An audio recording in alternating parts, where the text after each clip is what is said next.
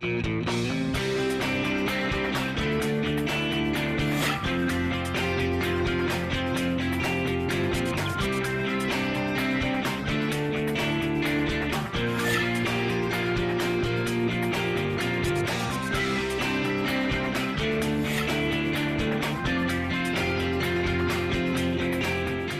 I'm Avery Davidson. And I'm Kristen Oakes White. Thank you for joining us for This Week in Louisiana Agriculture, the only TV show bringing Louisiana farmers and consumers together every week. And this week we're going to look back at 2016. This year likely will not be remembered fondly by many people in Louisiana and around the world. Wars, disaster, and deaths of many prominent figures left a sour taste in the mouths of many.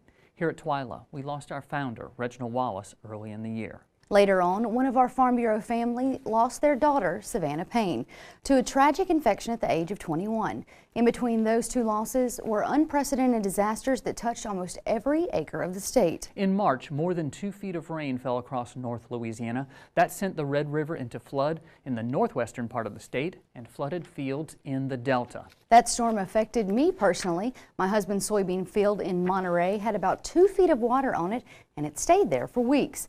Twyla's Karl Wiggers covered the event when it happened and won an American Farm Bureau Public Relations Award for Best News Story for this report. Richland Parish farmer Dustin Morris is chest deep in water. He's checking the depth of the floodwater at this power unit on the bank of the Beth River. Here you see what Morris had to do to save that power unit from being washed away. That's a massive spray rig pulling it out of the rushing waters. It's a flood of epic proportions, it really is. All this is just from having so much rain at one time, it doesn't have a way out. And so I think that our communities are suffering more now than ever, more than any hurricane that I've ever seen in my lifetime, and more than in '91. By boat, Morris's father-in-law, Congressman Ralph Abraham, gets a first-hand look at the damage caused by so much rain in a short amount of time.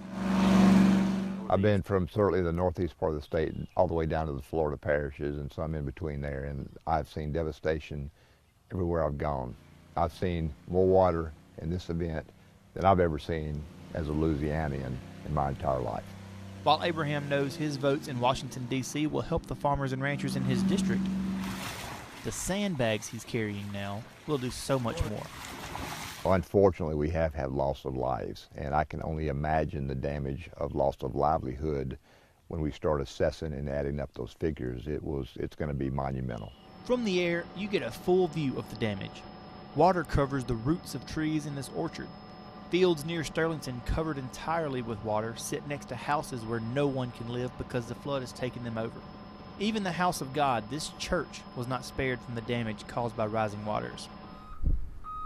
Despite the damage, Morris is prayerful and thankful. You know, at this point in time, we just got to be patient and be thankful that we didn't plant the whole farm. Morris had only planted 300 acres of this field before the rain started. He'll likely have to replant everything here once the water recedes. This is minor in the big picture. There's people losing their homes. Our closest neighbor has 4 feet of water in their house right now. And so when you take that into perspective, having a few acres of corn underwater isn't nearly as bad as it could be. All of our fields are completely submerged. I mean, there's very few fields that are actually left outside the water. I mean, it's completely submerged. Elliot Colvin is a farmer. His fields are also underwater, but he's thinking about his neighbors.